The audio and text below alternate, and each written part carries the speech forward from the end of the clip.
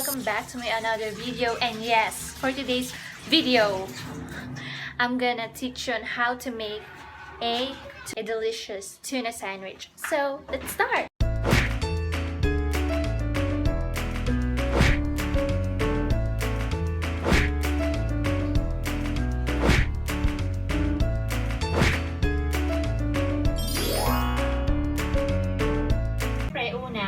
Bubuksan mo yung stove mo. So, ilagay na natin itong oil.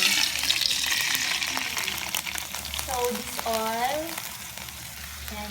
Yung oil na to, galing yan dun sa tuna. Painitan lang natin siya. Ibibisa natin yung corn kasi malansya siya. Para mawala ng konti yung lansa. So, ayan. Pag nakikita nyo, parang medyo kumukulo na yung mantika, nagsisizzle na siya, lalagay na natin yung garlic natin. Kita nyo, parang kumukulo na siya. So, lagay lang natin. Ayan. Hiyasin natin kasi sayang. So, after nyo ilagay, syempre, hahaluin natin. Lutuin natin itong garlic. Haluin natin, baka masunog, ganyan. Medyo i-color brown natin siya. Tsaka medyo patutuyuin natin yung mantika para hindi na siya ganun ka-oily. So, as you can see, ayan, medyo natuyo-tuyo na siya. Medyo nag-brown na siya. Ilalagay na natin yung tuna. So, hininaan na natin yung apoy niyan. Kasi kanina, naka-medium. Sa ngayon, low fire. So, lagay na natin yung tuna. Ibisa na natin. Ayan.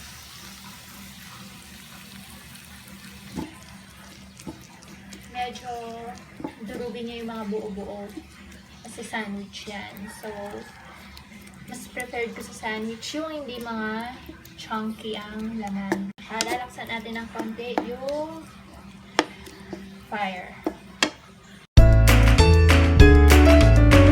So, ilagay na natin yung onion.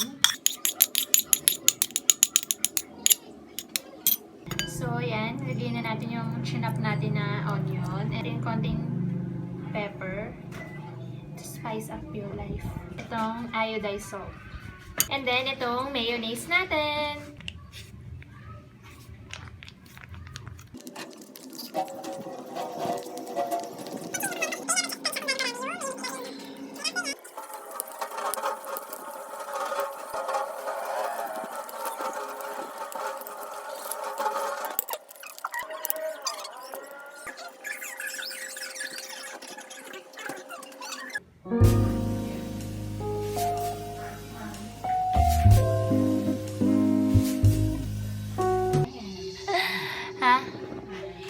Favorite na ano ko, favorite t-shirt ko to. Uniform ko. Hindi, favorite ko to eh.